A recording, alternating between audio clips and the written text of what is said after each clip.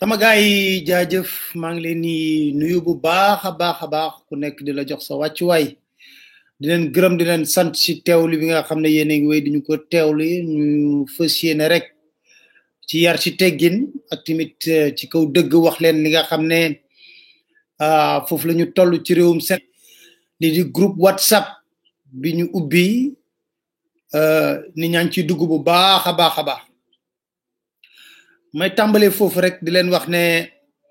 groupe WhatsApp boobu lu tax ñu yëkkati ko tamit di fàttali nit ñi fàttali dafa baax bugguñu ko def groupe bu WhatsApp boo xam ne teesante lay doon waxante lu ñaaw wala wax yoo xam ne daal amul fulla ci réew mi li tax mu jóg mooy moom une masse critique boo xam ne na jariñ askan bi ñu ci yox suñu gis-gis ba mën a peser des fois parce que buñ xeeb li ñuy def nii tax na parce que am na ñoo xam ne mënuñoo wax dañuy joxe parce que seen position moo tax mënuñoo wax mais dañuy joxe yenn xibaar yoo xam ne dañ koy yëkkati fii ñu war a jël décision di ñu déglu kon loolu bu amee ñu ubbi benn groupe WhatsApp gis ngeen ne tey ji ñu bare man numéro bu ma ci dama koy envoyé directement Arona Niang mu dugal ko ci li nga xam ne moo di groupe WhatsApp bi def ko suñu béréb waxtaanu kaay tey nag le dimanche dañuy def tribune libre boobu a thème mais laata loolu li ma ci groupe WhatsApp bi lu weesu la ngeen ñu bàyyi xel ci loolu ñu ciy bokk ci dugg du groupe pour publicité wala musique wala déedéet ku ko ci def it dañ koy dindi administrateur yi mën nañu ko dindi kon amul njariñ kon may wax ne li ci am solo rek moo di nañ ci am un esprit constructif moo di fexe ba nit ñi ciy dugg di ci wax tamit ñuy wax luy jariñ waaye comme ñun ñëpp waroon nañ fii si la famille ne dañuy def lenn xam ne moo di delloo njukkal suñu personnel médical bi nga xam ne ñu ngi xeex li di jàngoro bi di coronavirus te personnel médical boobu am na ñu bari ñoo xam ne fi mu nekk nii feebar bi laal na leen kon ñu ne nañu wut benn way boo xam ne dañ leen koy jagleel fii ma ne ñu am un esprit démocratique boobu nag moom mooy lan mooy nit bu gëmee benn affaire dañ koy bàyyeeg moom li mu gëm waaye moom it mu gëm benn affaire buñ ko bàyyeeg li mu am na am ngor ak jom ju toll ne mu bàyyi keneen mu gëm leneen c'est très important may wax ni dama ne bu nekkee ne nit dañ ko nangul ngëm-ngëmam lépp nañ ko teg ci yiw parce que réew mi kenn mënu ko defar te indiwaatuñu ay valeur mooy yiw jub teggiñu yooyu tànkat indiwaatuñu ko fii ci réew mi kenn mënu ko defar loolu man maa leen ko wax parce que dafa am benn jikko xeetu baadalo goo xam ne dugg ci réew mi ak mbew goo xam ne fu dugg ci réew mi te loolu li muy jur amul njariñ amul réew mi njariñ amarul ñu koy def njariñ parce que duñu am way wu rafet te way wu rafet rek moo mat a sàkku ci àddina dund ba dem nit ñi sax bu ñu rafetalee bu ñu wéetee wax xam naa ñi joxe seen numéro fii Arona mooy am temps di ko xool pour dugal leen ci mais ñun duñ leen ci duñ mën a am jot boobu di leen ko xool Arona peut-être dina ko xool nu mu koy capitaliser parce que moom mooy chef technique bi Al Maktoum dafa wax lu am solo ma bëgg leen ko proposer comme mu doon suñu slogan ci fulla ak fayda nit da ngay am fulla ak fayda parce que loolu lu am solo la fulla ak fayda parce que mës na wax benn mbir nee na jom fulla ak fayda boo ko amee boo rombee kenn du xam ndax am nga dépense am déet dama bëgg tamit la famille ñun ñu am loolu fulla jom fayda pour lan réewum Sénégal ñu déglu li nga xam ne moom la wax. Dakar Matin. ki ñëpp gërëm mooy ki yee sagar yi ci mbedd mi ki yee sagar bi ci mbedd mi ñëpp ko bëgg ku ko romb rek ni ko aloo diw ree di nga du guro waaye góor piir ca fayda ja piir ca pexe ma piir ca am nga piir kenn du ko bëgg ki ñëpp gërëm mooy ki yee sagar yi ci mbedd mi ki yee sagar bi ci mbedd mi ñëpp ko bëgg ku ko romb rek ni ko aloo diw ree di nga du guro waaye góor piir ca fayda ja piir ca pexe ma piir ca am nga piir kenn du ko bëgg dégg nga lu ma wax góor piir ca fulla ja sa fayda ca am ba ca taxawaay ba kenn du ko gërëm dañuy wax ne kii dafa am lu muy jaay nit ñi te amul réew buñ koy defar ci fulla la ci fayda ci jom ci fit réew buñ koy defar ci fulla la parce que réewum Sénégal kenn moomu ko bu ko nit moomoon Senghor ba muy dem jox ko ku ko neex Abdou Diouf ba muy dem jox ko ku ko neex Wade ba muy dem jox ko ku ko neex kon président Macky Sall moomul réewum Sénégal bu ko moomoon du campagne bay bëgg a dee 3 semaines laaj baatu sénégalais yi kon tamit dañ ci am wareef ñun moo tax ñu war a taxaw am fulla am fayda am jom am fit lépp loo xam ne dafa dëng ñu wax ko ku bëgg a pàccoo réew mi ñu leen du fi amee ci loolu laay ñëwee ci dellu siwaat sax ay wax leeraloon naa leen décret bi ba léegi ji ngi xaar ñoom ñu tontu ñu mais dañoo am lu yomb yoo xam dañ ko dugal seen bopp ñu xam mooy lan mbam du fu weesu loolu la ñuy wax Sénégal bàyyi leen ñu wax rek laissez-les parler hein c'est des grandes gueules parce que maa ngi waaj benn compilation boo xam ne 2012 ba léegi ñi ngi dajale lépp loo xam ne dafa nekk scandale mu jaar fi romb ñu toog benn par benn ma leen wax lii jaar na fi romb Sénégalais yi na miig noppi lii jaar na fi romb Sénégalais yi na miig noppi lii jaar na fi romb Sénégal ni ñoom loolu lañ ko jàppee ba xam nañ ne Mamadou fi weesu weer ba pare nag dañoo foogoon ne bu ñu bloqué les médias classiques su wax les médias classiques mooy télé yeeg rajo yeeg journaux yi bloqué leen fi mu nekk nii dinañ gis ne lii nga xam ne moo di information du jàll fekk boobu réseaux sociaux yi mooy ñëw parce que loolu dafa nekk lu am solo boobu réseaux sociaux yaa ngi ñëw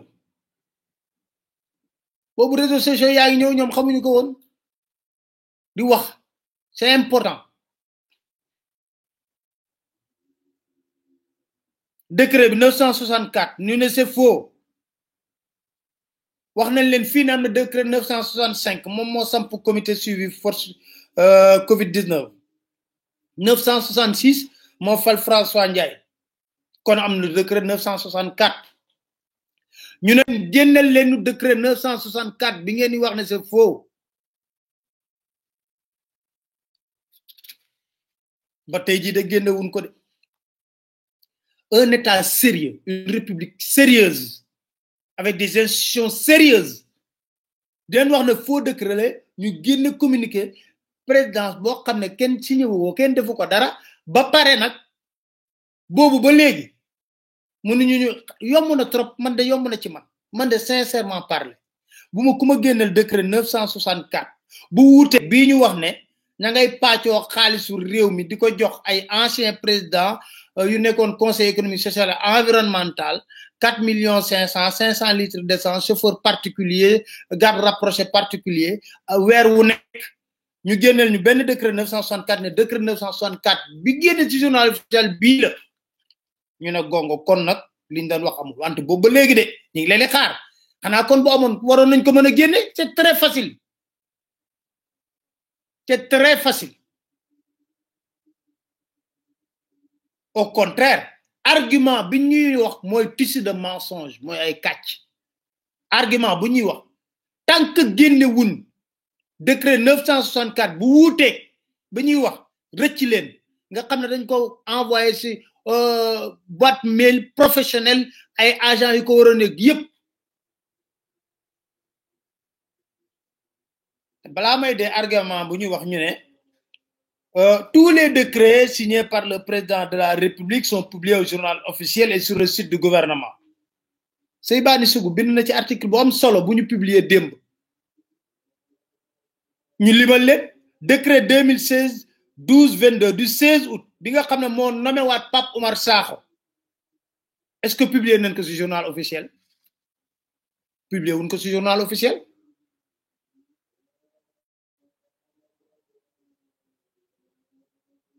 décret 2016 12-22 du 16 août bi renommé Pape Oumar Sakho président du conseil constitutionnel est-ce que publier nañ ko ci journal officiel décret bi nga xam ne mooy wax xaalis bu ñuy fay ñi nekk membre conseil constitutionnel ak avantage yu ñu am ak traitement bi est-ce que publier nañ ko journal officiel ñetteelu décret bi nga xam ne moom mooy wax ne ñi war a am ci aide à la presse condition yii la ñuy war a remplir lañ leen exiger critère d'attribution yi ba nga xam ne aide bi du kii mooy sama copain kee laay jox du ma bàyyi kii est-ce que publier nañ ko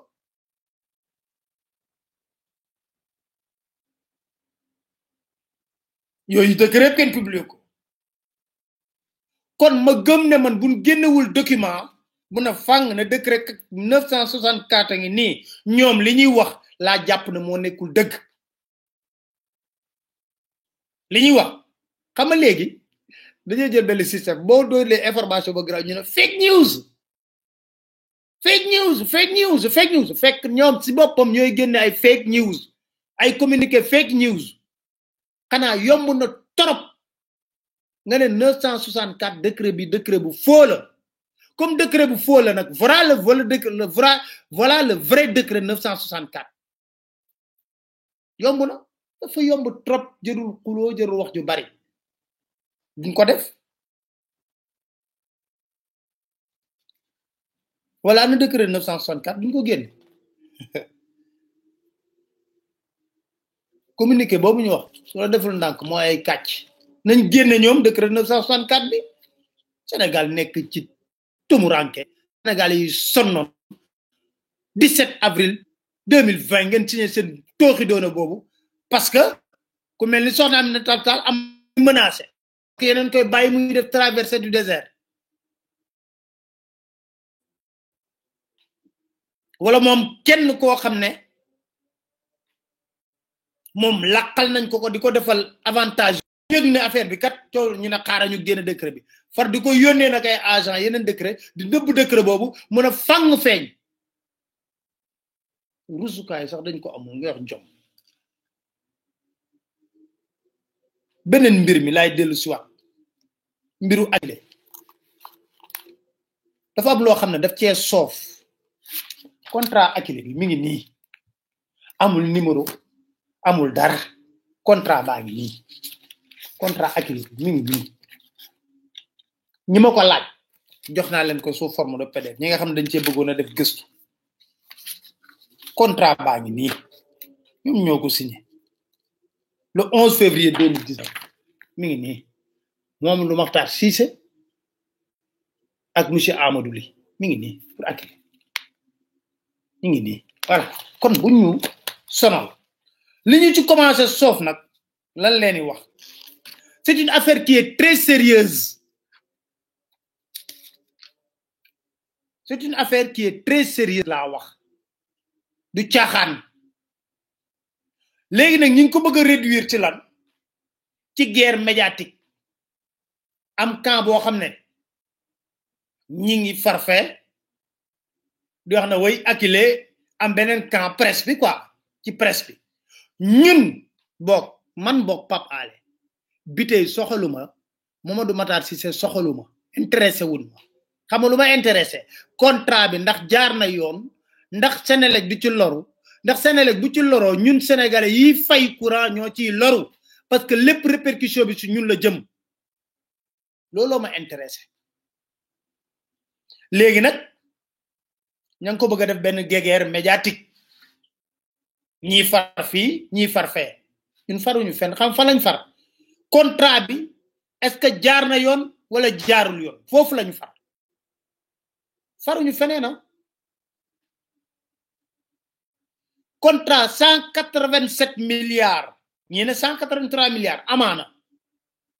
boomul avis direction centrale des marchés publics maanaam direction centrale des marchés publics saytuwu ko amul appel d'offre amul appel à concurrence ñu jox ko exclusivité ak ku mënta doon benn start-up bu am 1 milliard contrat bi am loolu yëpp débat bu sérieux noonu mooy li ma lay wax rek ñoom tàmm nañ ko fa lañ koy laxas mbam du fi weesu weer bàyyi leen ñu wax rek débat boobu ñu bëgg ko enrober léegi ci manipulation moo tax xam nga des fois nit dañ ma wax ci Akilee mën na du ma ci waxati damay toog di seetaan rek xool fu ñu jëm tey waa Sutelec génne nañ communiqué pour wax ci baax mais nañ waxante dëgg da ngay dégg ñu ne oui Macky Sall moom mooy xeex Matar Cissé moo tax mu yëkkatiwaat di se mais dama ne la Macky Sall ba muy fal Matar Cissé daf ñu laajoon sunu abi ba muy teg fii di ko teg fii ci centre de conférence internationale bu Abdou Diouf daf ko wax na ko ce qui me plaît en toi tu comprends vite daf ñu laajoon sunu abi ba muy dem ñu toog ñu leen di woto photo ñuy toog ñoom ñaar di añandoo di xawma reerandoo xawma tam xaritandoo di lekk seen cere xawma lu dañ lekk noonu toog ñu photo wu leen ñu wane leen ñu wane complicité bi am ci diggante Marème Faye Sall Macky Sall ak Makhtar Cissé est-ce que dañu laajoon ñun sunu avis ñun suñ yoon nekku ci suñ yoon nekku ci loolu oui on va nous faire croire que parce que Macky Sall mooy xeex Matar Cissé mais Macky Sall moo fal Matar Cissé moo ko jël def ko directeur cabinet ku jël directeur cabinet teg ko sa wet directeur de cabinet luy jaar ci yow balaa mu yegg ci yow jaar ci moom jóge fa yóbbu ko Sénélec yóbbu ko njëkkoon ko yóbbu ministre budget Matar Cissé Wade DG douane rek la ko nommé woon bu déggee ministre ci Macky Sall la kon bu ñuy xeex ñoom ñaar seen biir bu Macky Sall du ko def loolu intéressé wu de contrat Akilee lañ wax nañ ci wax nañu ubbi suñu bët yi nañu bàyyi ñu ñuy gëmloo yoo xam ne ñun waruñu ko gëm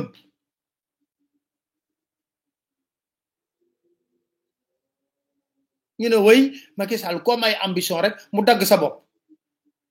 mais moom ba Wade bëggee dagg boppam dafa am fulla no na fi ñu ko Wade dem gëm yàlla wóolu ko xeex yàlla jox ko réew mi kon Macky leen gën a gëm yàlla ñoom Macky leen gën a wóolu yàlla te Macky sax buñ ko bàyyoon président assemblée nationale dafa dem ba sës dañ ko ba wax mu génn assemblée nationale amatul pexe mu doog a jéng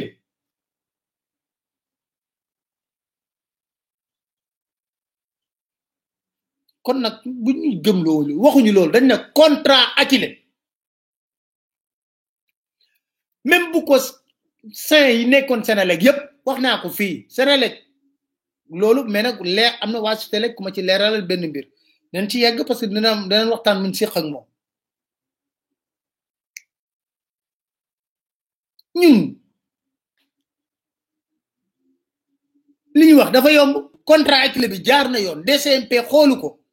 nan la ñu mën a joxe contrat de 183 milliards état bu am 1 milliard gëmloo ñu ne filiale la bitee lu mu ci mën a waxe suñ yoon newu ci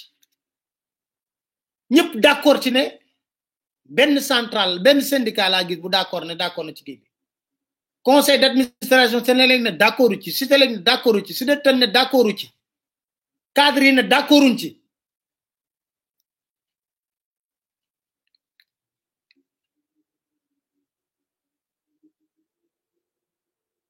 bu xoolee na contrat bi ça pose problème ñu wax ko on a l'obligation de mettre sur table le contrat beneen mbir bi la plus grosse déception manipulation bi wax naa la yegg na ci ba club des investisseurs kenn musu leen dégg ci lu ñu mel club des investisseurs ñoom ñu juddu ne lu bees leen bëgg a indi ci wàllu li nga xam ne moom moo di wàllu patronat bi lu bees leen ci indi commencé di wax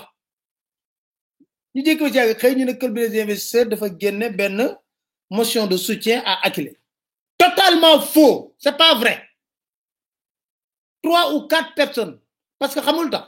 Amadou Ly buy diriger Akilee ma nga bokk club des investisseurs Victor mi nekk vice-président ma nga bokk club des investisseurs ñu toog def seen complot bu rëy sax dinaa leen wax lu garaaw lu ñu def seen complot génne li nga xam ne benn communiqué la génne ko ci presse bi ma ngay toj club des investisseurs am na article bu nekk ci Dakar Matin naa leen ñamal tuuti rek échange yi nga xam ne defante nañ ko seen biir wax naa leen ñun lépp la ñuy def yi dugg seen téléphone yi di xool li ci nekk comme ngeen ni ngeen ñuy pirater la leen di pirate yéen it échange yi nga xam ne membre club des investisseurs def nañ ko yëpp yor nañ ko ba ñu gisee motion bi dañoo tiit membre yi nekk ci club des investisseurs ba ñu gisee motion bi de soutien Akilee dañoo tiit motion bi kenn musu ko waxtaane seen biir kenn musu ko waxtaane ndax buñ ko doon waxtaane ñu ngi koy waxtaane ci conseil d'administration membre yi daal dañoo toog ba guddee guddi fekk yónnee leen motion yi ci journaux yi ba pare ñu yónnee leen directeur exécutif yónnee leen benn message je vous envoie à titre d'information la motion de soutien à Akilee l'information sera probablement dans les journaux de demain bonne lecture fekk kenn waxtaane wu ko biir club des investisseurs laa la wax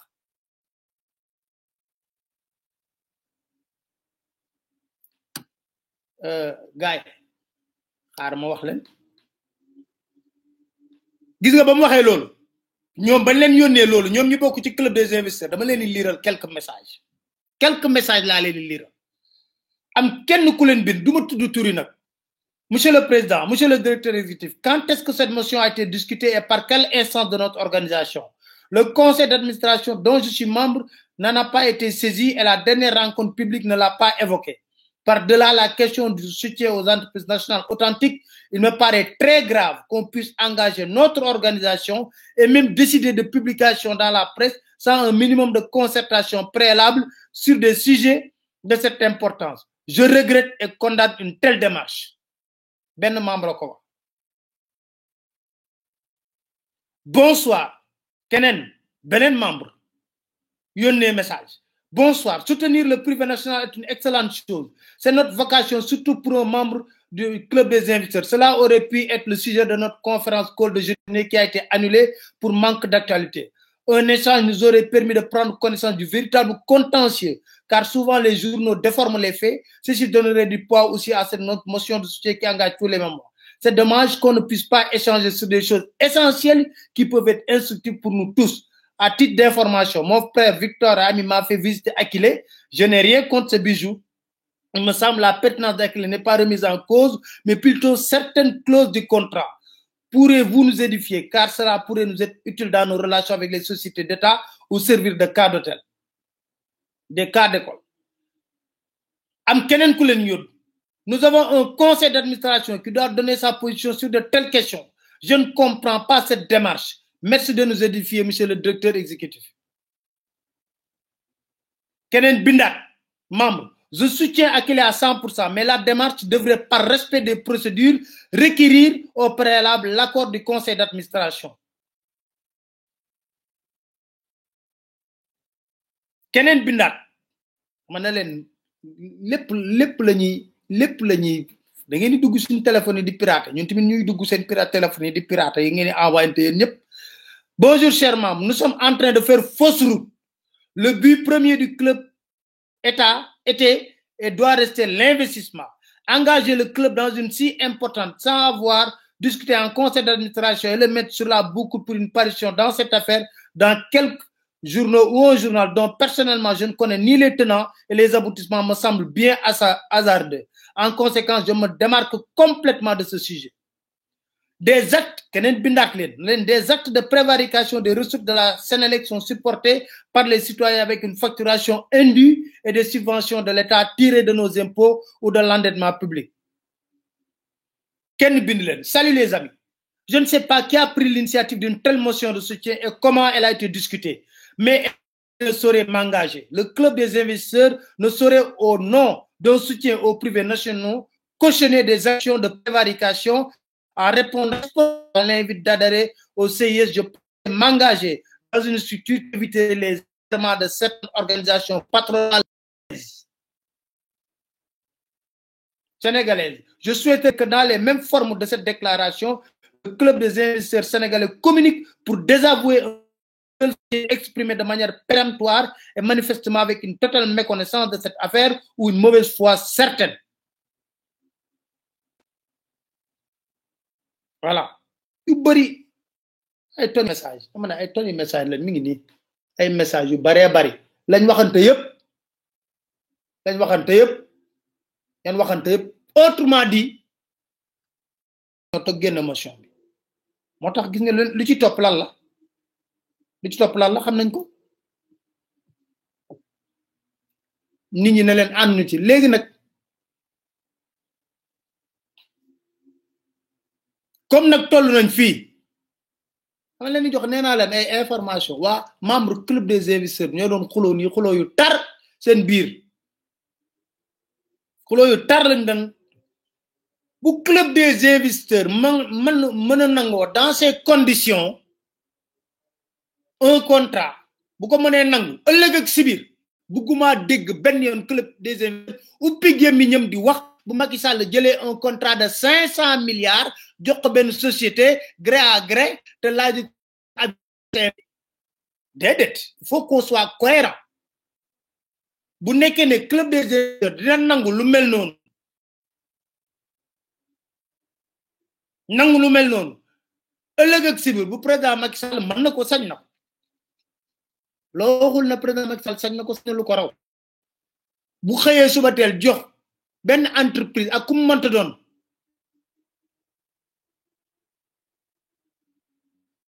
dama ne nangu wax ne li jaadu bu nangu wax mu jaadu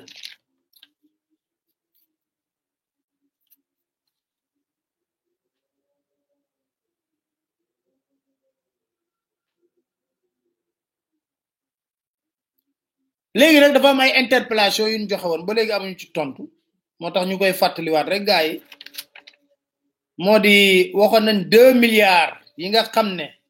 dañ ko joxe pour jënd ay matériel te jaarul ci PNA kan mom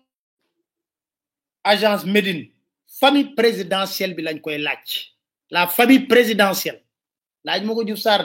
la famille présidentielle suma famille présidentielle moy la famille du président et la belle famille réunis ñom ñëpp ñi ngi leen di laaj kan mom agence Médine ci ñom dañuy lacc rek nak benen bi yobonti la kelu do wagé bi nga xamne moy maire def na bokké jawé xawum té mu gagné ay marché ci li di corona business bi mom nénañ kër gi nga xamne mo nek Ndar tam nek kër ñom Marème Faye Sall mu ko don mu tojon ko don ko tabaxat gaay nenañ bu encaisser xaliss bi mu wara encaisser yobante ak la dañ koy wax bu encaisser xaliss bi mu wara encaisser bu corona bi ngala way na ñew yeggale lam dan tabax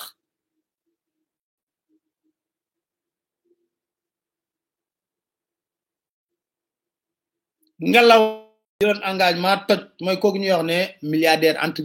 parce que Sénégal xam nañu xey suba té rek ne milliardaire entre guillemets koku kër ñu bu ndar la wax bi nga xamne da ko doon toj doon ko yeggale doon ko taat dañuy wax rek ne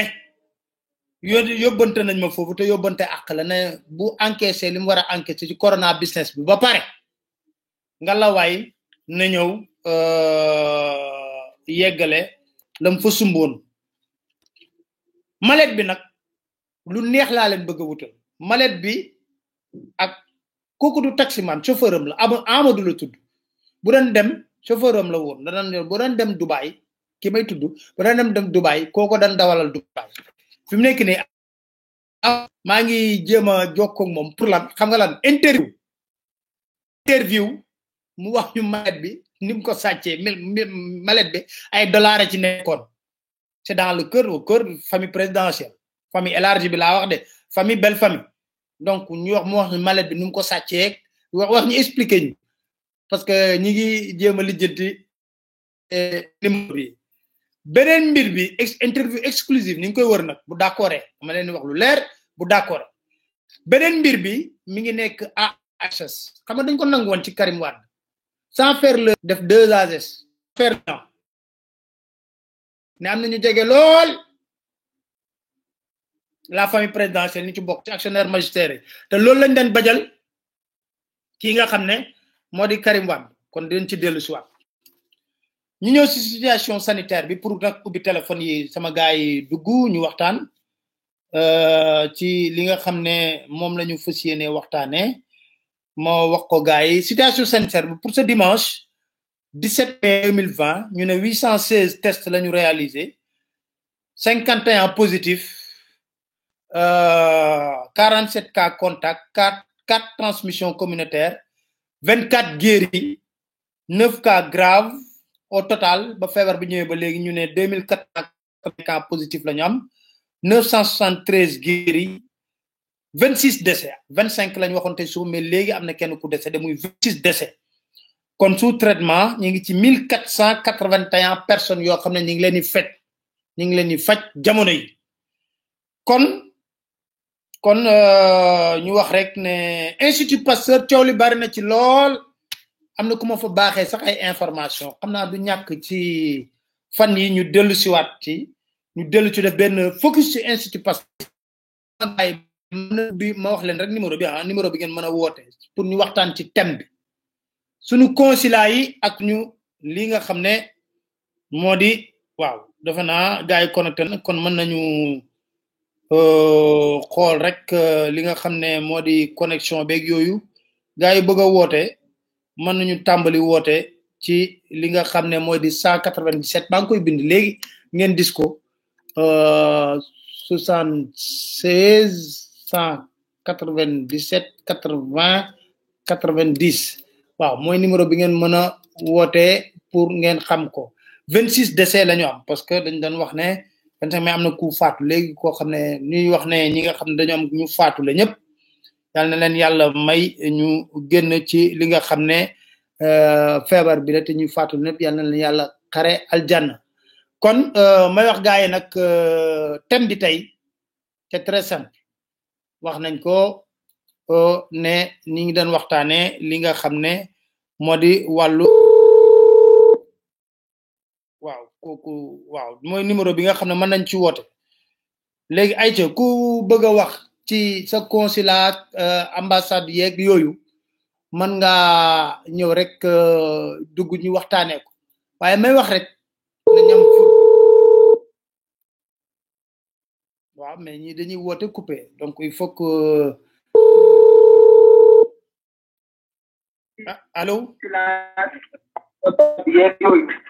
allô oui allô da ngay bay li ngay déglu nga wax directement ñu ngi lay déglu mané ñi ngi lay dégg légui da ngay wax directement nga fay li ngay waxe ñi ngi lay fan ngay woté man Mbour laay wootee Mbour. waaw ay ci ñu ngi lay déglu. ñu ngi lay siyaar ba Pape Alé mu ja Mbour. man ñu ngi lay siyaar bu baax di rafetlu sa liggéey. merci beaucoup jërëjëf. ñu ngi koy rafetlu bu baax ñu ngi lay suivre tout le temps la ko wax dëgg yàlla yal na la yàlla sàmm taar la taxaw la. amiin yal na yàlla làq la fa yàq yeegul. amiin jërëjëf. waaw rafetlu na liggéey bi lool lool lool lool waaye nag maanaam yàlla dafa def ñun ñii jiite moom li ñuy def ko nar a wax moom kenn mënu ko wax mais yan nañu yàlla dimbale daal ba ñu mel ni yéen daal ñu leen di bàyyi xel bu baax a baax a baax yéen a ngi dimbale nit ñi nag mais Sénégalais moom moo neexul dimbali maanaam ñoom booy xool dafa mel ni daal lu bon moo leen gënal lu baax waaye yéen ñi nga xamante ni yéen lu baax rek ngeen bëgg moom ngeen bëgg réew bi te di ko taxaw ci réew bi di ko ci def yal na leen ci yàlla may ndam. amiin di jaay seen bi ci barke weer koor gi ñu ne. jërëjëf bu leen. allo.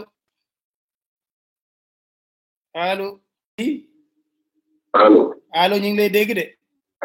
allo ñu ngi lay dégg. allo ñu ngi lay dégg de wala ñu ngi lay dégg bu baax a baax.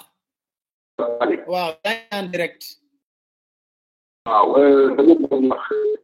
allo. waaw ñu ngi lay dégg yow rek ñu déglu fi mu nekk nii. waaw dama bëgg wax xale bi dële fi Allemagne. waaw. waaw xaalis fii jarul ñu tuddee la Allemagne ndax fi Allemagne soo amee kayit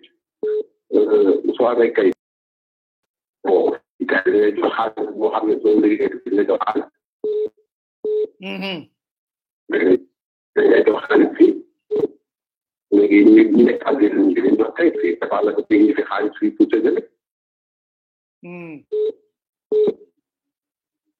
waaw. d'accord merci beaucoup fii soo amee kayit soo liggéey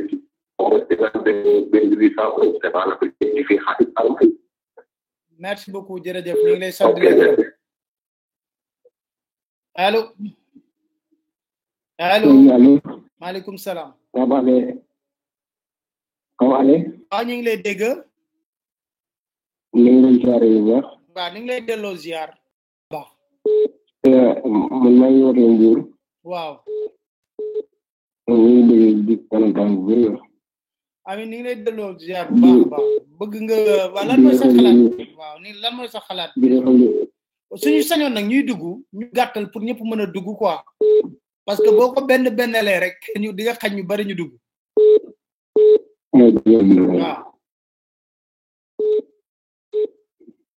waaw allo allo waaw waaw vous êtes en direct. waaw Pape Alé maa ngi lay ziar. ñu ngi delloo ziar. ñu ci jàmm baax a baax. ñu sant yàlla. ñu ngi rafetlu liggéey bi xam nga. macha allah yow moom dañ la bëgg trop. jërëjëf. waaw ñu ngi ci groupe bi te ñun tamit say fans lañ maa lay woowee depuis Pout quoi mais dañ lay déglu dañ lay bëgg di ñaan yàlla moom may la nga di am kii kàttanu xeex réew mi soxla yàlla. jërëjëf merci beaucoup. waaw li nga soxla ci réew mi yëpp soxla yàlla defal la ko. jërëjëf. liggéey am na solo yaa ngi leeral yu bëree bëri ñu moom ñu ngi lay seetaan. merci te ñu ngi si groupe bi affaire yi lépp leen tracé ñu ngi seen ginnaaw bu soobee yàlla. jërëjëf merci beaucoup. nag sama benn grand boo xam nag daf laa bëgg ba bëgg a dee tafa moo ma sax dugal ci yow temps yëpp mu tàmbal di lay seetaan. jërëjëf merci beaucoup ñu ngi nuyu waa Pout yëpp nga nuyul nga leen dégg nga. ñu waa Pout yëpp waaw jërëjëf. waaw fii moom tey kii rek nekk tey partenaire rek nekk. jërëjëf. bëgg naa tamit monopoliser mais. bëggee tamit ñun mën nañ bàyyi ku nekk wax allo. allo oui allo ñu ngi lay dégg. waaw man la Mamadou Niang maa ngi woote Thiès. waaw Mamadou Niang waaw ñu ngi lay déglu. waaw kontaan naa si li ngay def. merci beaucoup. man kontaan naa si li ngay def. jërëjëf Mamadou. waaw yaa ngi leeral lu rafet ça c'est un travail boo xam ne macha allah ñun ñoo ngi koy rafet. jërëjëf merci beaucoup. waaw kontaan naa bu baax a baax macha allah. merci beaucoup jërëjëf. ok Aaron ne ko mu accepté gars yi seen invitation ci d'accord mi ngi lay dégg mi ngi lay dégg ok merci beaucoup merci waaw loolu laay wax gars yi mën na leen non xam nga sabotage amu ci gars yi ñooy dugg yi nga xam ne suñuy dugg tamit nañ dugg ci wax l'essentiel parce que c'est vrai képp koo xam ne mi ngi am cofeel googu ñu ngi lu koy delloo je comprends parfaitement mais thème bi ñu doon waxtaanee moo nekk problème consulat yi ak ambassade yi loolu allo oui waaw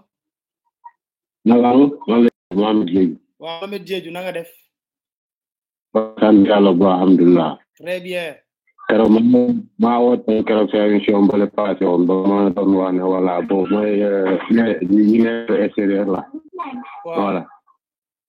waaw mais Papa Alé man désolé de suñu dëkk bi moom je suis vraiment désolé quoi parce que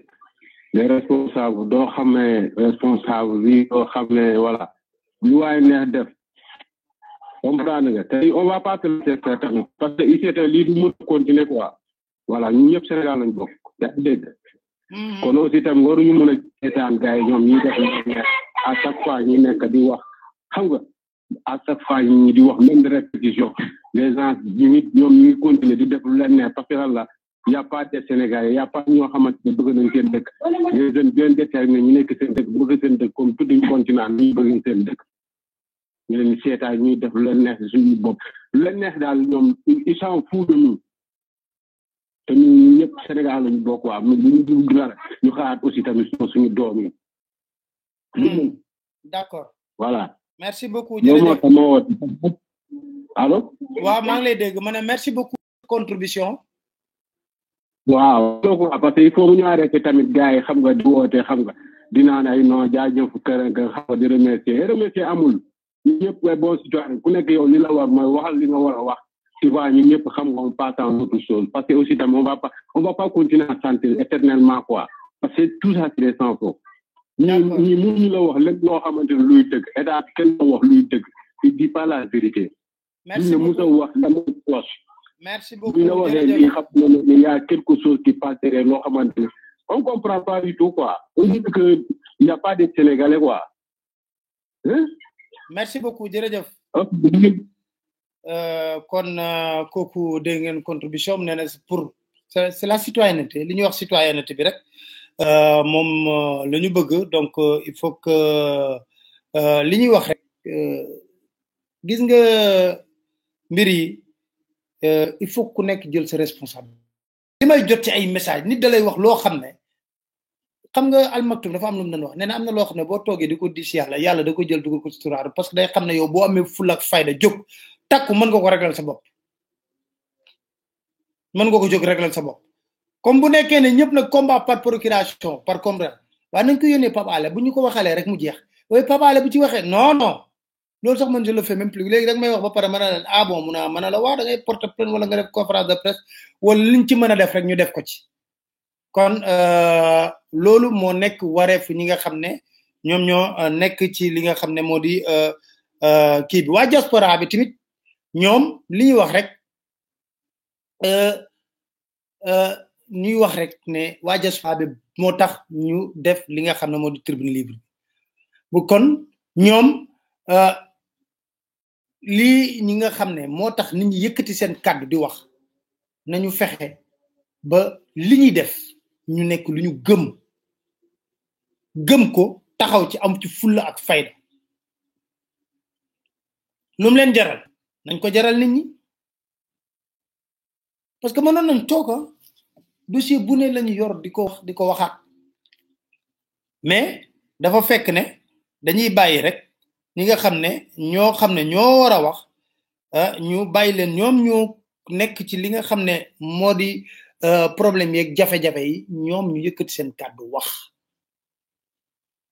tey nag dafa mel ni diaspora bi ñoom fi mu nekk ni kula alin seen problème réglé wu na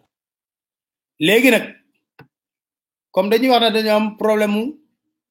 li nga xam ne moo di nee na réseau bi dañ koy yàq xaw ma kan moo yàq réseau bi moom nu mu dañ demee lañ koy demee ba tey ji amuñ ci benn problème donc bon bu nekkee am na ñuy saboté kii bi lu mu leen jaral rek nan ñu ko jaral ñun bu ñu tàyyi nañu taxaw fas yéene jànkonteeg ñoom defanteeg ak ñoom ba mu saf-saf lu ñuy nëbb ñu weer ko wane ko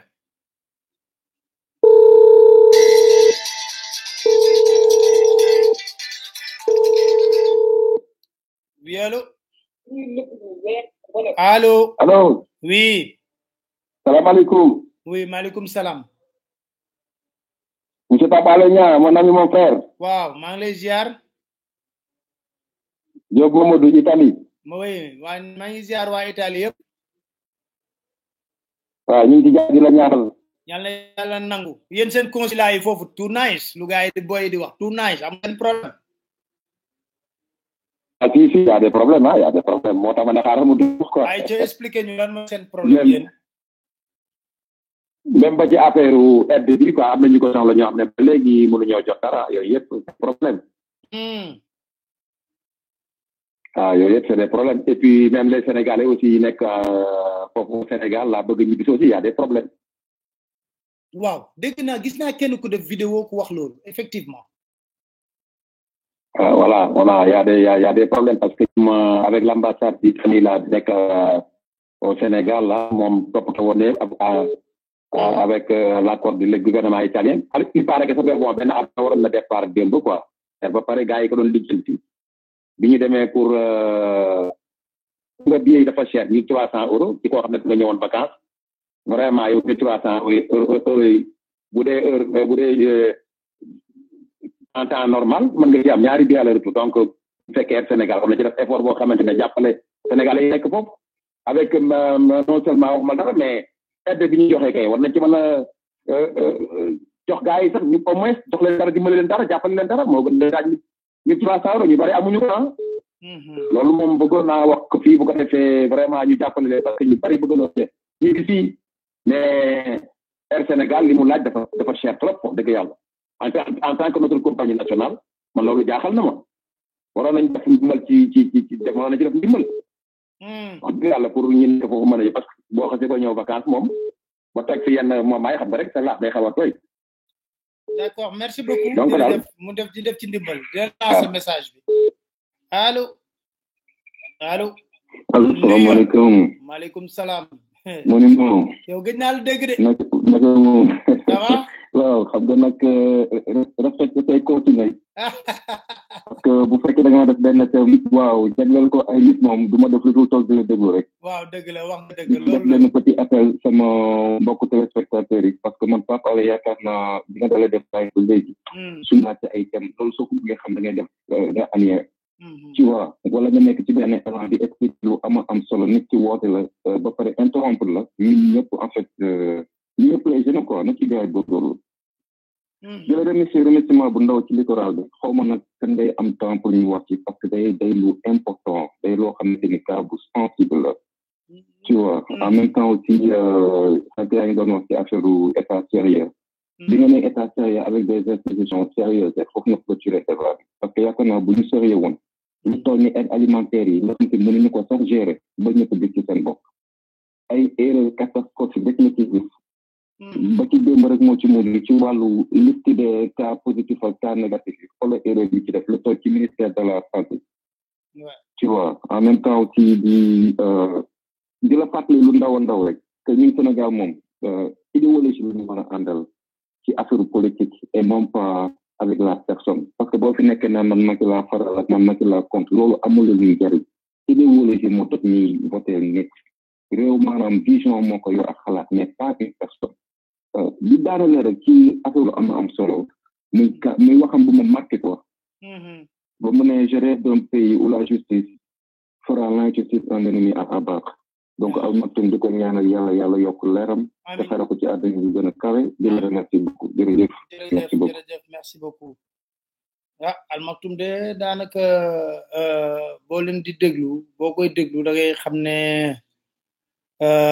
waaw WhatsApp bi moom bu bëggee nag du suñu na parce que ñun nag moom kooku si WhatsApp bi la wootee kon kon allo oui allo oui oui allo allo allo oui allo yaa ngi en direct oui allons-y yaa ngi en direct je vous entends mal oui ma ne yaa ngi en direct yow yaa ngi en direct fi mu nekk nii man nga wax sa soxla waaw dama bëggoon wax Pape Alé waaw yaa ngi en direct Pape Alé ngay wax ak waaw dama bëggoon wax Pape Alé pour que mu dimbali ñu au niveau de la diaspora mu préparer ñu benn compilation de li nga xamante ne bi ak scandale yi nga xamante ne bi am na fi durant le mandat de Macky Sall pour que mu am ay poursuites parce que ces gens-là on les laisse trop faire. Ils sont en train de piller le pays. Ñu toog di seetaan ñëpp ñu ngi toog di seetaan ils sont en train de nous ruiner ñëpp toog di seetaan il faut que des mesures soient prises pour que situation bi une fois pour nous régler au niveau de nos hommes politiques. Ils nous mènent à la ruine.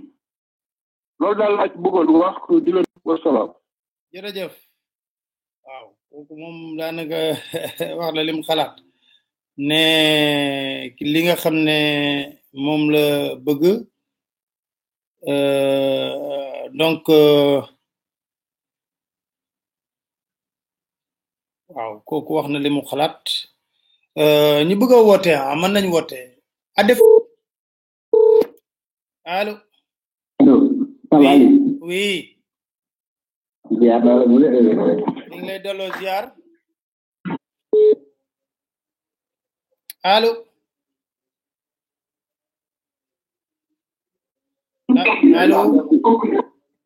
allo allo oui allo oui oui allo waaw yaa ngi en direct da ngay arrêté li ngay dégg oui ñu ngi lay dégg oui bonsoir en fait ñun mënuñu la jot appel normal laa lay woowee nii quoi waaw donc mënoo leen ma bi ba sonn depuis presque 15 minutes ça passe pas jàllul fii tax la quoi ñun par rapport suñu situation ba léegi ça n'a pas bougé amul dara lu alors que ñoom ñu ngi fàtte fii nii ñun ñu ko bloqué fii tax la quoi voilà donc xaar ma passe le kii amul dara dox fii muy consulat bi muy ambassade muy ki nga xamante ne comme moo nekk comptable bi nekk ambassade ñoom ñëpp c'est pareil lu ñu nekk li def mooy maanaam lu ñuy def ba luubal xaalis bi nga xamante ne moom la ñu gars yi yónnee pour mën a dimbale ñu ñun ba léegi amul benn ndimbal boo xamante dal na suñu kaw amul benn ndimbal boo xamante ne dal na suñu kaw ba tey nii dara il faut rien da ngay woo ambassade nga wax ak moom mu ne la non da ngay xaar ñu ngi ci procédure bi ñu ngi wax li nga xamante ne ak waa plateforme bi li nga xamante ne mooy maanaam li ñuy def ba léegi ñu jamaat nañu ba léegi bëgg ñu joxe 350 euros yi léegi dañoo ne léegi 80 euros la ñuy joxe hier bi léegi ñu dugg ci suñu 3e mois boobu ba léegi ñun ñu fii di woor koor boo xamante ne benn mburu la ñuy ndogu benn mburu la ñuy ndogoo benn sardine ak benn kii fromage muy wala ambassade c'est la même chose loolu la ñuy teg waaw ñu ci kawam ñu chaque jour ay résident forfait nous on n'est pas résident wax nañ leen ko maintes fois mais il faut dégg nga te instant ñun dañoo sonn ñu soxlatuñu benn ndimbal lu ñu bëgg mooy ñu jógee fi ñu ñëbi suñu kër mais dégg na seen message bi ñu permettre tamit ñeneen ñu dugg c'est important à défaut de qui man ngeen woote tamit 77 ñu am problème pour 77 527 05 27 c'est un numéro exceptionnel bu ñuy joxe pour tey pour nit bëgg a woote allo waaw nga ne waaw ñu ngi lay déglu waaw man daal li ma sama xalaat waaw au niveau des consulats et ambassades ci diaspora bi waaw lu bëgg régler problème au Sénégalais yi waaw le Sénégal signe des accords waaw donc accords yi muy signe waaw boo xoolee duñ jël exemple Sénégal ak France waaw les Français quand ils viennent au Sénégal dañuy bataaxal ma daax di def leen neex waaw mais pourquoi ñun accords yi ñuy signé bu ñu ci régler les problèmes des Sénégalais en France ça c'est une question à poser c'est une piste à explorer seen ndey gënul suñu ndey donc tey jii bu ñu amee ay accord allo maa ngi lay dégg waaw bu ñu amee ay accord waaw bu ñu amee ay accord normalement loolu dañ ko ci war a inclure foofu la ñuy commencer di régler problème mu Sénégal yi parce que foofu la ñuy considérer foofu la ñuy respecter mais loolu tàkka taxawaluñ ko suñu ambassade yi ay ñàkk fayda lañ la ñuy ñàkkal fayda suñu consulat yi The Bluetooth device is ready to pair. voilà man daal loolu laa amoon lu may wax loo xam ne wax nañ waaw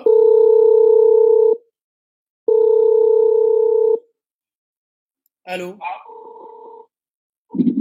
c'est Pape Alé waaw Pape Alé waaw ñu ngi lay dégg de waaw Pape Alé ñaa waa Pape Thiam Kaffrine waaw Pape Thiam waaw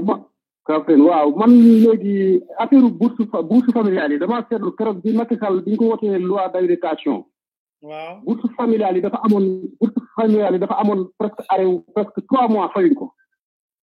fekk balaa loolu déggoon naa poste mi ne dañoo amee loon bopp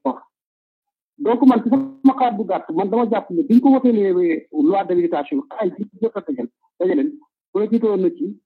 fay ci bourse familiale yi parce que keroog bi ñu leen wote ne après 3 jours ci la bi ñu commencé fay bourse familiale yi donc loolu am na ñeneen ñu ma ciy waxtaanal mais dafa mel ni même opposition bi sax ni comme yow sédan bi sax yow moom yooyu moom dañ ciy veillé mais dama ciy dugg dégg ñeneen ñu ci wax te loolu poste dafa yàgg delloo di wax ne ñoom dañ leen a yoral ay bor suñu leen fayut bor yi duñ mën a fay bourse familiale mais dès lors que ñu voté pour la d'habilitation bi rek taay bi am na lu jot a dugg rek ci lañ commencé fay bourse familiale yi donc loolu maa doon def sama contribution merci beaucoup jërëjëf bon gars yi mën ngeen woote ci WhatsApp bi ci numéro boobu ci numéro bi nga xam ne moom laa la voilà allo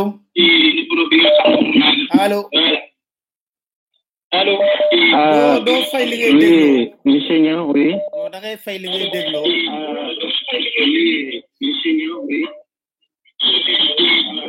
ok c'est compliqué nag ok je suis là non da ngay fay li ngay dégloo ba pare nga dégloo téléphone bi parce que yow li ngay wax mi ngi duggaat ci wax voilà c'est bon je suis là waaw ni ngi lay déglu voilà moi je suis aux États-Unis wow j'avoue que au niveau de l'ambassade nous n'avons pas d'interlocuteur je devais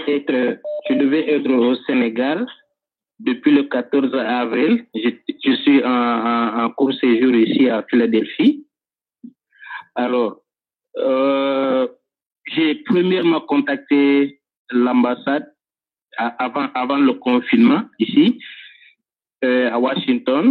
J'ai essayé d'appeler, ça n'a pas marché. Deuxièmement, j'ai écrit un message, ça n'a pas répondu. À Washington toujours.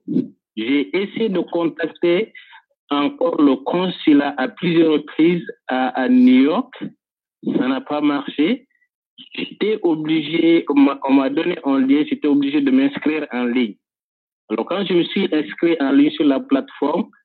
voilà, j'ai contacté Dakar sur le numéro qu'on a donné. Mais tout le temps,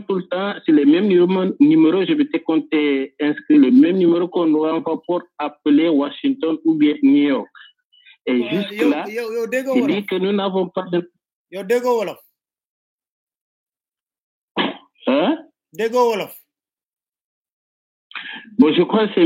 mieux comme ça si je m'exprime en français. Donc, on a retenu, vous avez eu des problèmes avec le consulat. Oui, on n'a pas de répondant. Et quand on appelle Dakar, c'est toujours la même chose. Il faut après les mêmes numéros, on compose les mêmes numéros, mais ça ne répond pas toujours. Mais malheureusement. Mais il faut faire vite aussi, parce que il faut faire vite aussi dans vos propos. Allô? Oui, vous êtes à 3 minutes de réaction. Allô, vous êtes à 3 minutes de réaction. Oui. Est-ce que vous pouvez aussi résumer très rapidement, parce qu'il y a d'autres personnes qui souhaiteraient entrer? Oui, mais ce que je veux dire, en dernier recours, c'est qu'il y a des gens qui ont bénéficié de cette force, je ne sais pas, cette force ou force Covid, qui sont là, qui n'ont aucun problème, qui sont des résidents permanents, qui ont reçu de l'argent de cette force. Et voilà les gens qui en ont vraiment besoin ne peuvent pas entrer en possession parce que d'autres là, peut-être, ils ont des liens avec, je sais pas, le consulat ou bien l'ambassade, je sais pas comment ils sont entrés en possession de leur argent. Je ne sais pas, mais en fait, c'est ça que je voudrais dire. Merci. Merci. Jërëjëf. Allô? Allô? Salaamaaleykum. Maaleykum salaam. Papa Ale. Waaw. waaw man sa benn petit frère de même quartier à Thiaroye-sur-Mer ba nga dëkkee foofu. Waaw. maa ngi man la rakku Birane Ndiaye Lamine Ndiaye Cheikh Ndiaye ñu bokk même dëkk si Daara Jolof Kër Faalit Ndiaye. D'accord léegi lan mooy sa problème. man maa ngi nii Italie. Waaw. waaw mais si kii bi laay wax quoi suñu consulat parce que ñu dëkkuñu Milan. maa ngi lay déglu de. ma ne ñun dëkkuñu man dëkkuñu Milan quoi. yow dëkku leen Milan. xam nga affaire bi mënul nekk wax maag yow ngay wax yow sa dama ne wax ji mënul nekk maag yow ngay bennal may tontu non da ngay wax sa problème bi rek pour nit ñi tamit après nga génn keneen dugg mën a wax problème am du dëgg. waaw mu laa wax ma ne man dëkkuma Milan mais man problème passeport laa doon wax quoi parce que ñu su fekkee ñu doo dem foofu pour ut passeport dañuy ut le rendez-vous premièrement deuxièmement ñoom seen plateforme seen ligne téléphonique yu ñu yor depuis Mathieu ba léegi nii mënuñu fexe ba changé ko da ngay woote des jours et des jours ñoom duñ la répondre soo fa demee ba pare ñu ut le rendez-vous te loolu yeneen jour nga dem fa ñoo ay jour bi association la jour bi ñii la jour bi ñii ne la nga perte ay jours yoo xam ne su liggéey dañ koy bàyyi foofu dem te ba pare du sa am satisfaction. Très bien donc loolu. moo tax ma xaar ma. nga woote d'accord merci beaucoup. au moins ak 21e siècle bi lu mu bon ñoom mënuñu am ligne boo xam ne dañoo adapté ak moment bu ñu toll nii mais am ligne yoo xam ne soo ñëw na la ay ñi ku fi nekkoon moo ko yor depuis 2015 ba léegi mënuñoo musu waat ba changé seen ligne téléphonique yi. C'est anormal quoi. Très bien, c'est bien entendu et enregistré. Donc, Coco, Allô? Allô? Oui. Allô, papa? Wow, il y a en direct. Voilà, non, je serai bref et concis en 1 minute 30. Merci beaucoup. J'adore. Wow. Mais ce que je vais expliquer en fait en 2 secondes 30, en fait, problème moi, dañuy wax affaire de positif. Affaire de positif moi, ambassadeur ay consulat ñu ngi fi di fi def affaire yu rafet. Ñu ngi affaire de négativité. Consul de Lyon mi ngi di fi def affaire yu rafet. Ibrahima Mbodj tudd. Ñu ngi consulter mais ñëpp de A à Z. Ci compte Facebook kon da nga koy gis. Kon bokk nañ ko dimbale mu liggéey. Loolu rek laa bëggoon. Très bien. C'est excellent. Merci beaucoup, papa. Merci beaucoup. Merci. Au moins, lui, il a été pragmatique. J'aime bien ça. Wax li nga xalaat pragmatisme dem sa. Allô? Allô? Oui. Allô, papa. Oui. ñu ngi ziar bu baax la. Ni ngi delloo ziar. Alhamdulillah. Bien. Alhamdulillah ñun ñoo nekk Togo quoi Togo lañ nekk saa yi nii. Waaw Togo waaw. waaw ñun ba léegi ñu amagun benn nouvelle suñu bopp ambassade ba léegi waxagun ñu dara déggagun dara instant yi li ñu mujjoon wax daal mooy am na avion yi jógee France ñoom ñoo fi jaar jël leen yóbbu leen ba léegi nii waaw léegi def nañ fi 2 mois yi teg. Très bien. waaw. D'accord jot nañ sa message. waaw ku ñu mën a dimbali te yàlla tax. waaw. Très bien jot nañ sa message. Merci beaucoup. Inch'Allah. Voilà. Ñu rapidement ñu résumé bu ñu résumé dina baax de allo. allo salaamaaleykum. maaleykum salaam. waaw ñu ngi ziar Khadim Deme Espagne laa lay woowee. boo mënee yëkkati kàddu gi tuuti dina baax de Khadim. waaw man ñu ngi Khadim Deme la Espagne laay wootee. waaw ni ngi lay déglu Khadim. waaw parce que dama gis ne pour affaire aide bi waaw. consulat yeeg ambassade lépp la ñuy waxtaanee kay. allo. waaw Khadim continuel ni ngi lay dégg bu baax a baax yow rek la ñuy déglu fi mu nekk nii. waaw dama ne aide bi gars yi doon wax noonu du ñu réserver immigré yi. waaw il se trouve que ñun dafa am benn site internet buñ ñu jox comprendre nga dugg nañ ci ba ñu renvoyé ñu ñoom beneen email pour wane ne xam bon ba envoyé ñu ay numéro de dossier. xam nga mais boobu ba léegi foofu noonu la yam quoi. moo tax ma ne woon naa woote ba xam ndax loolu xam ngeen ci dara. xamuñ ci dara dinañ laaj waa ministère. waaw d'accord incha allah. jërëjëf. xamuñ ci dara loolu moom il faut ñu laaj waa ministère parce que ñoom rek ñooñu mën a. oui allo. allo waaw. sëñ bi ziar nañ la bu baax. delloo ziar. ñoo ngi lay ziar di rafetlu lu ngay def si dëkk bu baax a baax a baax a baax a baax. merci beaucoup jërëjëf. waaw man dag maa yee si àdduna lu bari te sama morom sën bu ma nekk bu ne dama ko yox mu lay siiwur bu baax a baax. merci beaucoup jërëjëf. waaw ndax yaa ngi yee jeunes yi tax nga lu ñu xamuloon lu bari xam nañ ko.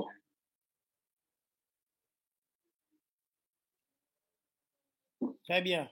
merci beaucoup loolu moo nekkoon sa contribution jërëjëf ñu ngi lay sant di la gërëm bu baax a baax allo. allo oui. salaamaaleykum. maaleykum salaam. oui. c'est Aboubacry Benjamin, comment tu vas de Paris? Ça va très bien, alhamdoulilah. Allô? Allô, ñu ngi lay dégg de. Tu m'entends? Je vous entends très bien. Je vous entends très bien. Allô? Je vous entends très bien. Je t'entends, moi. Moi, je vous entends très bien. Donc, oui. Voilà. Ce que je voulais dire, quoi, en fait, la question de nos ambassadeurs, de nos consulats, c'est une surorganisation, patati patata, et toi, tu n'es pas capable de le relayer ici, personne n'est capable de le régler tant que la diaspora ne sera pas organisée. Or, aujourd'hui, nous dans le gouvernement du pays, nous dans n'importe quel gouvernement, parce que quand tu as besoin d'une interface, boo soxlee benn lien entre diaspora bi pour nga mun waxtaan ak ñoom xool lan moo seen di problème wala nga am benn test du genre koor yi waruñu ñëw Sénégal naka la ñuy def naka la ñuy discuter pour bañ indi fitna et pour mun am benn consensus entre sénégalais yi il faut que nga am benn lien de transmission mooy li ñuy wax interface. Or il se trouve que aucun gouvernement ba léegi liggéeyul pour loolu am. C'est pour ça que toujours demain quand on a un ministre des Sénégalais de l'extérieur, vous commentez du Ubikayem rek ne jox leen ma seen revendication ma bind ko rek mais tout de suite ce gars-là il va perdre tout, il n'est pas sur la bonne voie. Parce que la première chose qu'il faut construire, si vous voulez régler les problèmes il faut que nga xam seen problème mais par eux-mêmes. Ça veut dire que yow mënoo waxtaan ak Sénégalais mënoo waxtaan ak association yëpp il faut que nga am benn interface. Cette interface boobu du yow yaay imposer nit ñi. Diaspora bi ñooy élite seen propre représentant yow dañ leen di dimbali rek pour que ñu construire ko. Il se trouve que ñun par exemple en France essayé nañ ko construire depuis plusieurs années mais duñ ci mun egg parce que état bi daf ñu ci dimbali daf ñu ci faydal parce que man su ma jógee man par exemple bu Benjeloun ma ne damay liggéey pour que ñu am interface yeneen association yi dañ may wax yow ban légitimité nga am pour bëgg ñu élite wala ban état bi wax ñu ci dimbali mais une fois que mu dimbali ñu ba ñu mettre ko en place ba diaspora dina am ay interlocuteurs nga xam ne dinañu mun waxtaan pour régler problème yi. loolu moo indi aussi l'histoire du comité de suivi. Comité de suivi en fait ay comité de faire valoir la ñu terminé. Daïra Tidiane Daïra Mouride nga jël benn association satellitaire mooy maanaam association bu nekk sa wet nga xam ne loo mus ci def dafay wax oui c'est bien monsieur le consul bravo et cetera ñëw teg leen fi li daïra vocation daïra c'est pas diriger la diaspora. Vocation daïra mooy diriger cette daïra amoo vision diaspora amoo vocation diriger ñëpp parce que daïra déjà moom dafa limiter sur une question religieuse. Une association satellitaire c'est une association qui est liée au parti politique qui est au pouvoir. Donc, ça veut dire, vous êtes autour de la table, nécessairement, affaire bi du demee yoon. Pas que nit ñi dañuy sàcc ni quoi que ce soit, mais c'est que xamuñu exactement naka la affaire yi demee. Xoolal par exemple tey soo waree toucher les sans-papiers en France ici buñ leen confiné ay marchands ambulants lañu ay loolu amuñu liggéey wala yooyu amuñu dara amuñu benn ressource mënuñu justifier ressource pour que état bi dimbali leen. Donc ñooñu war nañu de faire valoir. La preuve, association, il y a une association qui suit ici les sans-papiers, même si cette association représentait mieux, ça aurait été bien mon autour de la table, il a fallu que la Fédération des étudiants sénégalais en France, c'est une fédération qui réunit tout le monde frère pour n'être autour de la table, sinon l'association des étudiants 221, qui est une association de l'APR, étudiants APR, on va mettre en place à une demande des étudiants. La fédération m'a fait remonter les infos, ils ont sorti 1000, mais au moins là, les choses ont été plus traçables. Mais somme boulen alloué, peut-être que c'est rien, mais représentants étudiants Yangini, représentants sans papier Yangini, représentants des gens qui travaillent dans les foyers, représentants des commerçants un peu partout en France, etc. Nous rôle sombi, rôle l'incoï du souvenir, rôle il y a alloué chaque structure. L'autre moins véritable travail. Mais merci beaucoup, Benjelloum aussi. jox nañ ko diw di la wax vérifier ko jox naa ko diw mais pourquoi ñu koy jox diw merci beaucoup le véritable travail qui devait jërëjëf c'est vraiment bien ta contribution non y a pas de souci Benjelloum y a pas de souci et c'est bien la contribution de Benjelloum ñu déglu ko moom c'est quelqu'un qui est très engagé salut Ngiraan lui c'est mon neveu salut fonton na nga def ça va ñi ngi sant voilà bal na ne yàlla boole baal waaw tonton man li may participer lu ndaw la rek damay ma bañete monopoliser ligne bi li ma doon wax mooy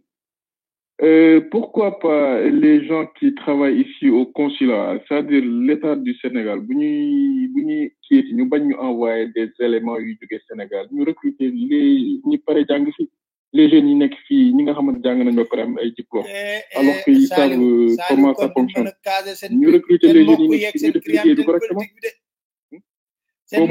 au moins dina permettre ñu bañ fi nekk di fayet yenn fii dina mën nañ def liggéey parce que ils savent comment les réalités yi am fii dinañ xam comment ça fonctionne dinañ am c'est ce qu'ils devaient faire bañ ci envoyer benn élément buy jógee Sénégal ñëw ci di taxawal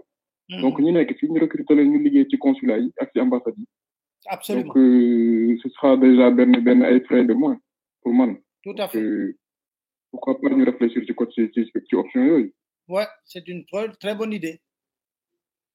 Merci beaucoup, mon neveu. Merci beaucoup.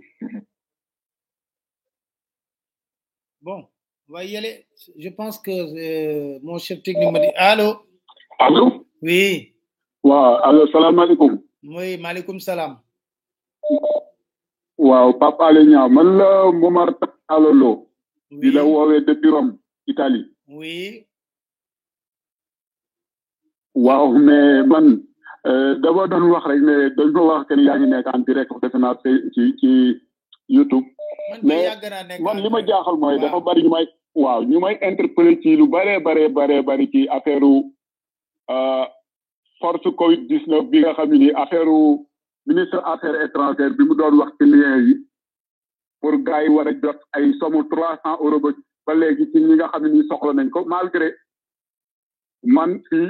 ces renseignements yi ma amoon ambassade fii nii suba la ñu war a ubbi.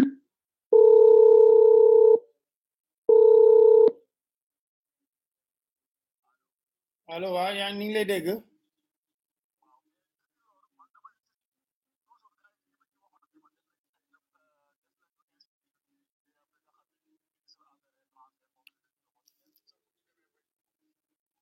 commencé remplir tout affaire bi da leen di bloqué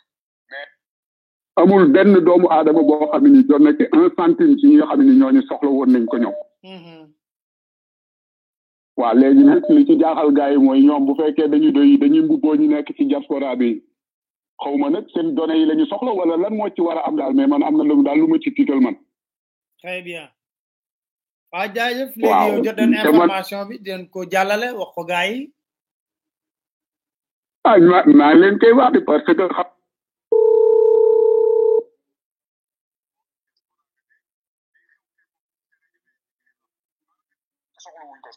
ndax man na maa wax ci loolu lu bari parce que man am na ku ma woowoon di ma expliquer ci naa ma est-ce que doo ci bindu ma ne non man du ma jël samay données di ko jox ñoo xam ne nii dañuy mbubboo politiquement ba noppi te loolu ñuy wax jëmul fii Sénégalais fi nekk yëpp gouvernement italien yi ñoo leen di jàppale ñi ko soxla. Très bien merci beaucoup ñu ngi lay sant di la gërëm. nous sommes à la fin de l'émission. di wax gars yi ne nous sommes à la fin de l'émission jërëjëf. ñu ngi jeexal tey ji émission bi daanaka fii lañ koy yemale parce que fi mu nekk nii nag ñu dem noppalu ju tuuti baax na ci mais am na loo xam ne war nañ ko wax te mu nekk lu am solo moo di lancer un appel à l'État du Sénégal chaque jour ñuy bàkku di wax ci ay mbir yoo xam ne ñoom ñu ngi koy wax ñun chaque jour ñu bàkko sunu yeneen réew di wax ne wëy ñun lu ñu mën yeneen réew yi mënuñu ko chaque jour ñu fëgg dën waaye doomu sénégalais ñi ngi bitim réew may wax rek na pare nañ ci il faut gars yi xam tamit ne émission bi moom bu ñu The Bluetooth device is ready to pair. pare nañ ci émission bi tey il faut ñu xam li ci am solo ba am ci solo ñu ñëpp ñu war ko jàpp moo di war nañoo taxaw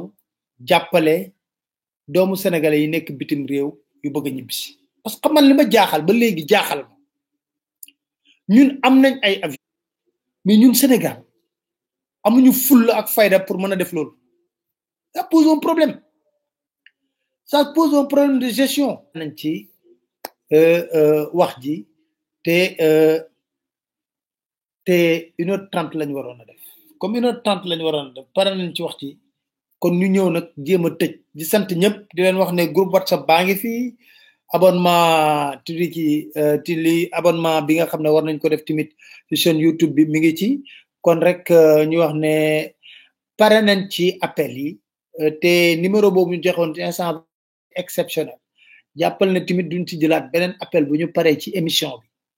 dama koy wax duñ jëlaat beneen appel bu ci parce que dafa instant boo xam ne tamit il faut que ñu toog liggéey dal ci parce que loolu tamit da ciy bokk parce que mënuñu continuer à chaque fois même thème bi di ñëw parce que moo tax may wax ne ku bëgg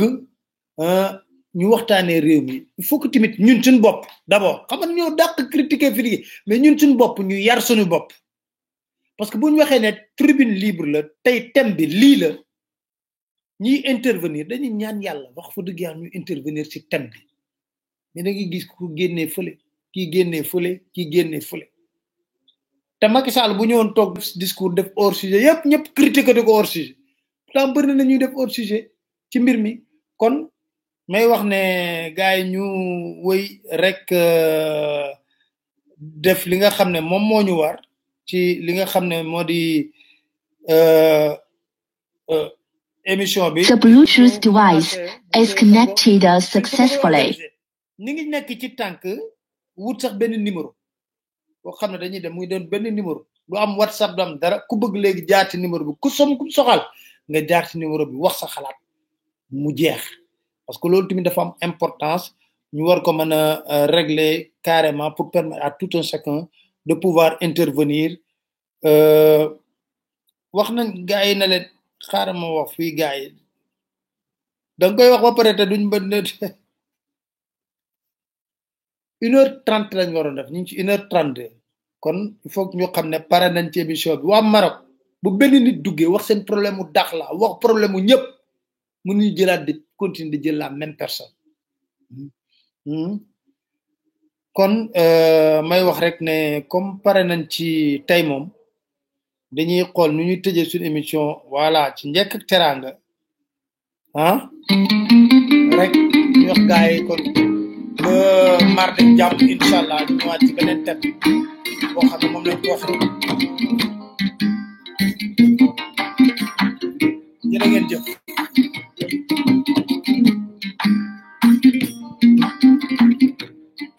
Sénégal suñu gaal nan leen joxe encore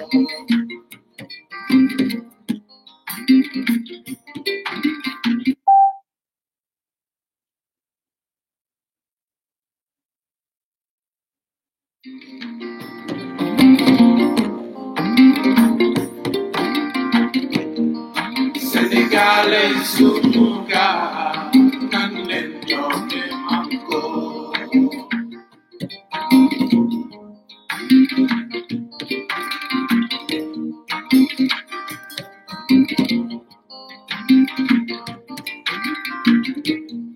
Sénégalais sunu gaal